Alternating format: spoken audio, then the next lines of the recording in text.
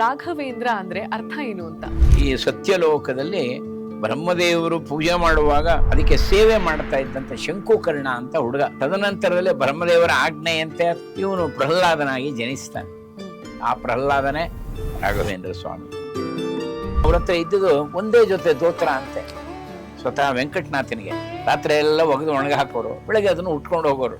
ಬೇರೆ ದೋತ್ರವೇ ಇಲ್ಲ, ಪಂಚನೇ ಇಲ್ಲ ಮನೆಯಲ್ಲಿ. ಸುಧೀಂದ್ರ ತೀರ್ಥರು ಕೂತಿಯಾರೆ. ಒಂದ್ ಮಾತು ಹೇಳ್ತಾರೆ ವೆಂಕಟನಾಥ, ನೋಡಪ್ಪ ನಾನು ಇನ್ನು 2 ವರ್ಷ ಇರ್ತೀನಿ ಅಷ್ಟೇ, ಮುಂದೆ ಈ ಪರಮಹಂಸ ಸಿಂಹಾಸನದ ಮೇಲೆ ನೀನೇ ಬರಬೇಕಾಗತ್ತೆ, ನೀನು ಸನ್ಯಾಸತ್ವ ಸ್ವೀಕಾರ ಮಾಡಬೇಕಾಗತ್ತೆ. ಇದನ್ನು ಕೇಳೋದ್ ಕೂಡಲೇ ಮೈಯೆಲ್ಲ ತುಂಬಂದು, ಈ ಮಗು ತನ್ನ ತಂದೆನೇ ಗುರ್ಸಕ್ಕಾಗಲ್ಲ, ಕಾವ್ಯವಸ್ತ್ರ ಧಾರಣೆ ಮಾಡ್ಕೊಂಡ್ಬಿಟ್ಟಿದ್ದಾರೆ, ಕೇಶ ಮುಂಡನ ಮಾಡ್ಕೊಂಡ್ಬಿಟ್ಟಿದ್ದಾರೆ, ತನ್ನ ತಂದೆನೇ ಗುರ್ಸಕ್ಕೆ ನೋಡಪ್ಪ ನಿಂತೆ ಗೊತ್ತಾಗುತ್ತೆ, ಹೋಗಿ ನಮಸ್ಕಾರ ಮಾಡಿ ಬಂದ್ಬಿಡು. ಜಗದ್ಗುರುಗಳವರು ಮೆಲ್ಲಗೆ ಹೋಗುತ್ತೆ, ಪಾಪ ಕೈ ಮುಕ್ಕೊಂಡು ಹೋಗುತ್ತೆ, ಹೋಗ್ಬಿಟ್ಟು ಅದ್ರ ಹತ್ರ ಹೋಗುತ್ತೆ, ಹೋಗ್ಬಿಟ್ಟು ಆ ಕಾಲು ಹಿಂಗೆ ಮುಟ್ಟೋಣ ಅಂದಾಗ ಅದಕ್ಕೆ ಅಳು ಬಂದು ಆ ಕಾಲ ಮೇಲೆ ಬಿದ್ದೋಗ್ಬಿಡುತ್ತೆ. ಬಿಕ್ಕಿ ಬಿಕ್ಕಿ ಅಳಕ್ ಶುರು ಮಾಡ್ಬಿಡುತ್ತೆ ಅಪ್ಪ ಅಂತ.